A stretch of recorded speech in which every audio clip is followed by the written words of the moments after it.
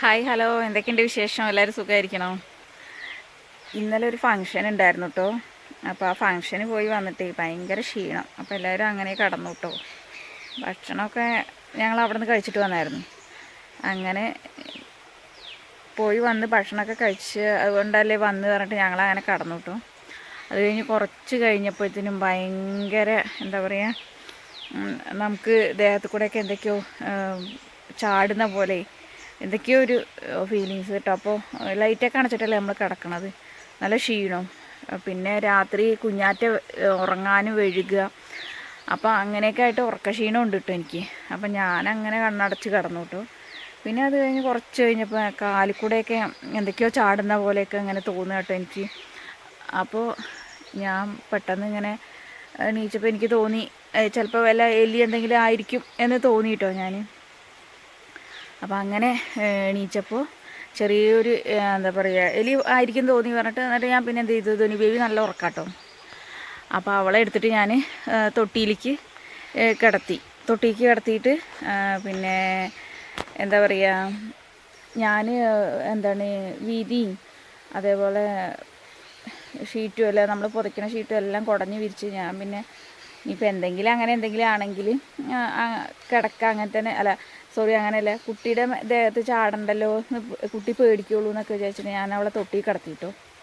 അത് കഴിഞ്ഞ് ഞാനങ്ങനെ കടന്നു, വിരിച്ച് കുടഞ്ഞ് എല്ലാം കഴിഞ്ഞ് ഞാൻ കിടന്നു കേട്ടോ.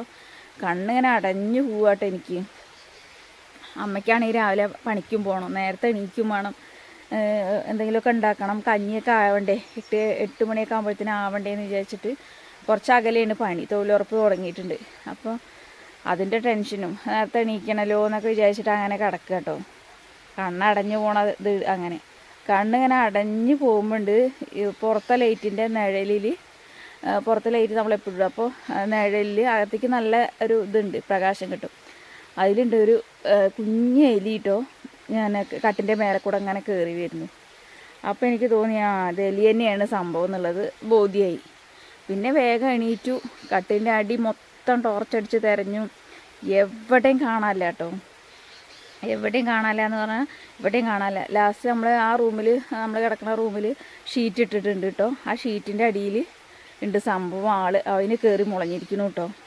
പിന്നെ അവിടെ നിന്ന് ഒരു വടിയൊക്കെ കൊണ്ടുവന്ന് ആ ഷീറ്റൊക്കെ ഒരു ഭാഗം പൊളിച്ച് അതൊക്കെ കീറി അതിനെ ഒക്കെ ഒരു ഇതാക്കി ചെയ്തപ്പോഴത്തേനും സമയം 1:30-2 മണിയായിട്ടോ.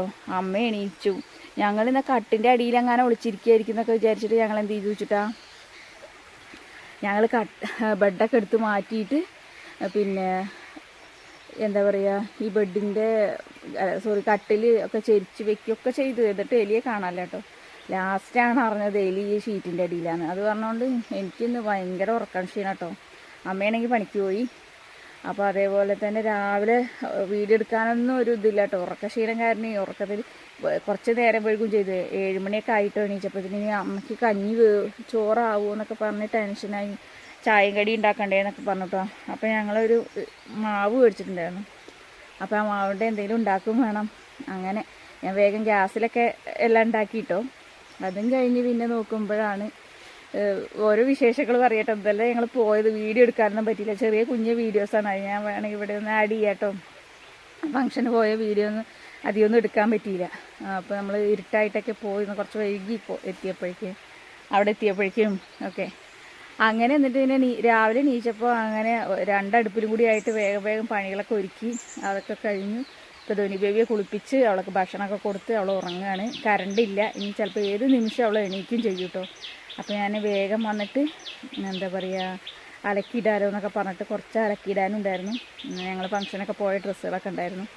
പിന്നെ നമ്മൾ തലേ ദിവസത്തെ കുറച്ച് ഡ്രസ്സുകളൊക്കെ ഉണ്ടാകും, ഒക്കെ അലക്കിയിട്ടു. പിന്നെ കുറച്ച് തുണികൾ മടക്കി വയ്ക്കാനുണ്ട്. ആ തുണികൾ മടക്കി വയ്ക്കാൻ ഒക്കെ ഇവിടെ മടക്കി വെച്ചിട്ടുണ്ട് കേട്ടോ. അപ്പോൾ അതൊക്കെ എടുത്ത് വയ്ക്കുകയാണ് കേട്ടോ ഞാൻ. അപ്പോൾ അതൊക്കെയാണ് ഇന്നത്തെ വിശേഷങ്ങളെന്ന് പറയാം കേട്ടോ. അപ്പോൾ നമുക്കിനി അടുത്ത വിശേഷമൊക്കെ നമുക്ക് അങ്ങോട്ട് പോവാം കേട്ടോ.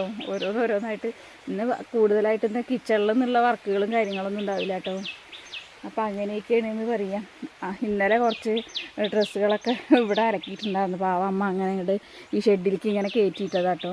അപ്പോൾ ഞാനത് കൊണ്ടുവയ്ക്കാലോ എന്നൊക്കെ വിചാരിച്ചിട്ട്, ഉണങ്ങിയത് കൊണ്ടുവച്ചിട്ടുണ്ടെങ്കിൽ അപ്പോൾ ആ പണി തീരും ചെയ്യും, കുറേ ഉണ്ടാവില്ല. അങ്ങനെ കാണുന്നുണ്ടോന്നല്ല, ഒരു കയ്യിൽ ഫോണും.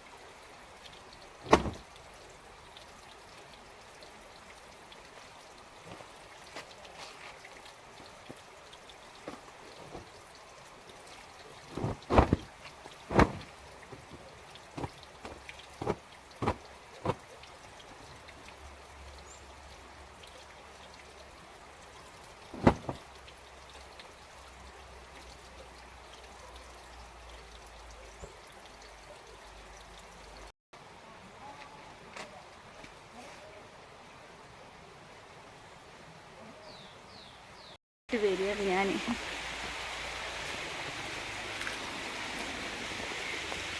ചോറും കറിയൊക്കെ എല്ലാം, കറിയൊന്നും ആയിട്ടില്ല കേട്ടോ. കറി കുറച്ച് ഇന്നലത്തെ കുറച്ചിരിപ്പുണ്ട്. സാമ്പാർ വെച്ചിട്ടുണ്ടായിരുന്നു കേട്ടോ. ആ സാമ്പാറുണ്ട്, അപ്പോൾ അതൊക്കെ കൂട്ടി എനിക്ക് കഴിക്കാം.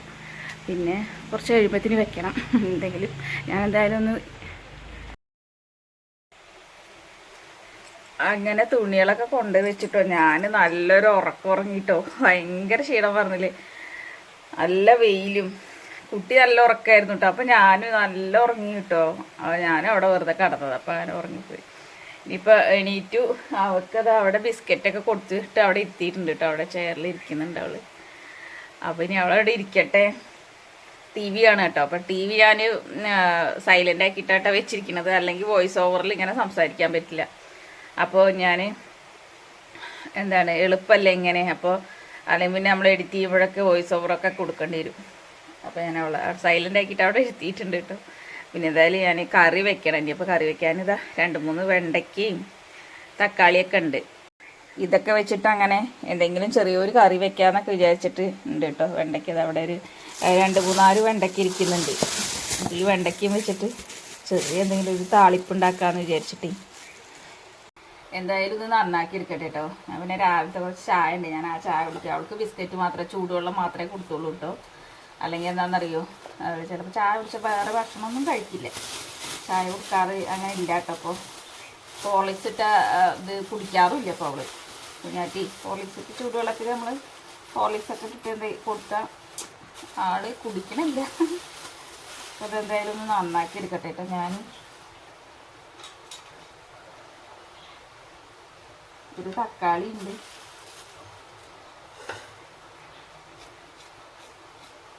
അങ്ങനെ വെച്ചാൽ അതൊക്കെ നാശമായി പോവുകയും ചെയ്യും.